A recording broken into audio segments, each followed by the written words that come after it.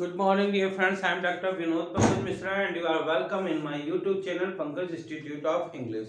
So, dear friends, I am here with new topic narration और speech. Narration का मतलब होता है किसी चीज को नरेट यानी कि वर्णन करना। तो हम किसी बात को दो प्रकार से व्यक्त कर सकते हैं। इसी के आधार पर जो होता है वो नरेशन दो प्रकार का होता है।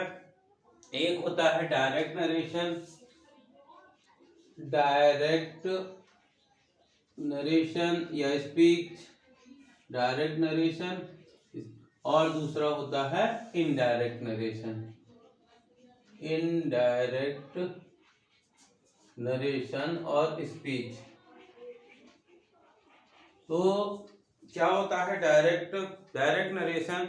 जब हम किसी के द्वारा कही गई बात को ज्यों का त्यों उसी के शब्दों में व्यक्त करते हैं। When we say the exact word of the speaker, then it is called direct speech. Direct speech जो होता है उसमें कॉमा और इन्वर्टेड कॉमा का प्रयोग होता है, और जो इन्वर्टेड कॉमा के पहले होता है उसे रिपोर्टिंग स्पीच कहते हैं, तथा जो इन्वर्टेड कॉमा के बाद इन्वर्टेड कॉमा के अंदर होता है उसे रिपोर्टिंग स्पीच कहते हैं। तो इस प्रकार से देखते हैं कि क्या होती है इनकी डेफिनेशन, किस प्रकार से लिखते हैं। तो सबसे पहले लिखते हैं डायरेक्ट नरेशन। तो when we narrate और speak, narrate और speak exact word of speaker, exact words of speaker, it is called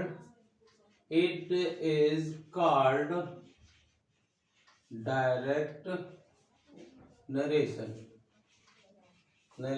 ठीक है। जब हम वक्ता के द्वारा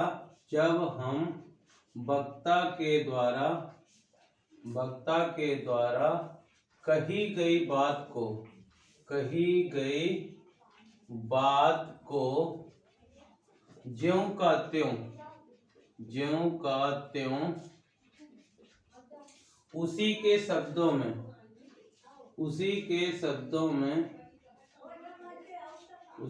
शब्दों में व्यक्त करते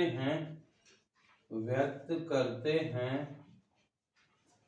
तो उसे प्रत्यक्ष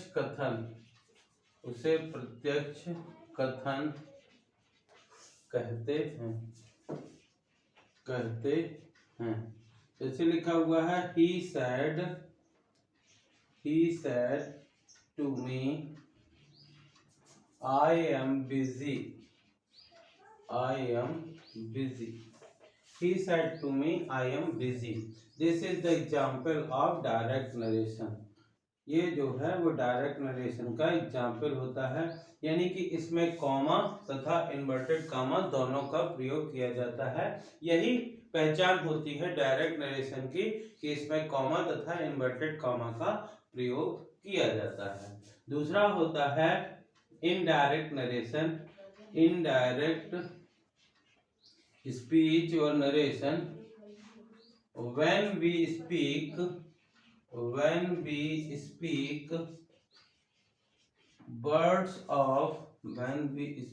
words of speaker in our own words are called indirect speech।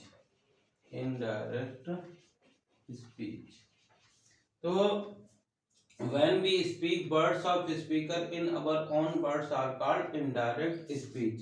जब वक्ता के द्वारा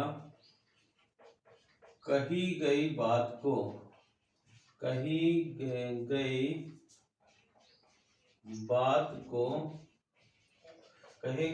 को अपने शब्दों में व्यक्त करते हैं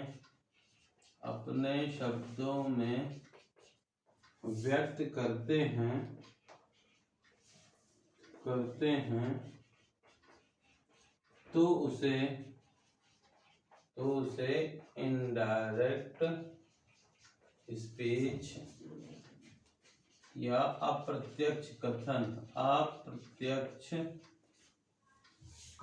कहा जाता है।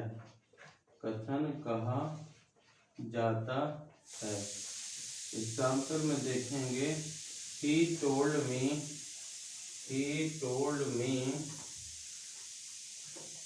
that he was busy. He told me that he was busy. This is the example of indirect speech. तो सबसे पहले यही डेफिनेशन होती है, डेफिनेशन मेन है कि जब हम वक्ता के द्वारा कही गई बात को जब कहते हैं उसी के शब्दों में व्यक्त करते हैं तो उसे प्रत्यक्ष कथन कहते हैं। तथा जब when we speak words of speaker in our own words are called indirect speech। जब वक्ता के द्वारा कही गई बात को अपने शब्दों में व्यक्त करते हैं तो उसे इनडायरेक्ट स्पीच या अप्रत्यक्ष कथन कहा जाता है। जैसे he told me that he was busy, तो देखिए यहाँ पे रिपोर्टिंग स्पीच में said to को told हो जाता है और बीच में that लग जाता है, कॉमा तथा इन्वर्टेड कॉमा हट जाता है।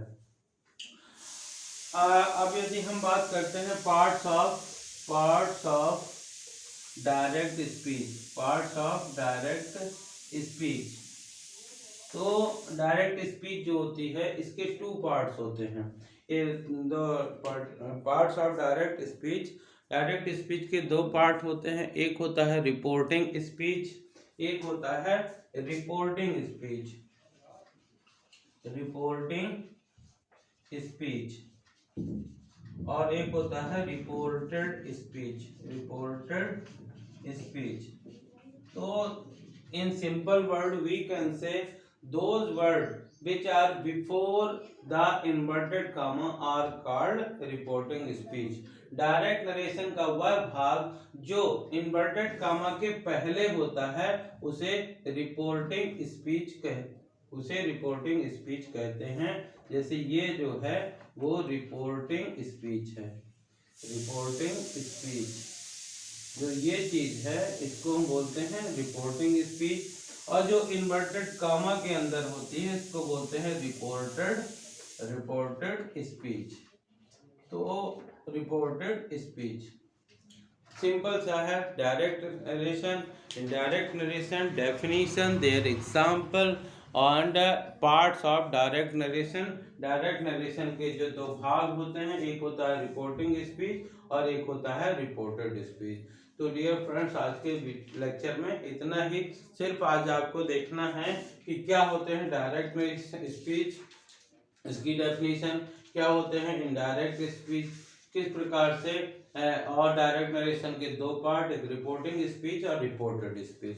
तो डियर फ्रेंड्स, यदि आपको ये डेफिनेशन और ये वीडियो लेक्चर पसंद आया है तो इसे लाइक करिए, ज़्यादा से ज़्यादा शेयर करिए, और यदि आप चैनल के लिए नए हैं तो इसे सब्सक्राइब करिए और बेल आइकॉन को प्रेस करिए ताकि इस प्रकार के वीडियो जब भी अपलोड हों तो आप तक नोटिफिकेशन पहुंच सके। क्योंकि मैं आगे के वीडियोस में इसी प्रकार से इस स्पीच को या नरेशन को पूरे पार्ट्स में लेकर के आऊँगा, जिसमें डायरेक्ट नरेशन से इनडायरेक्ट नरेशन बनाते समय क्या क्या चेंजेस होते हैं, जैसे change in subject, change in tense, change in words, और अलग अलग सेंटेंसेस के जो स्पीच होते हैं कैसे बनाए जाते हैं, इनके साथ लेकर के आता रहूँ। So dear friends, thank you.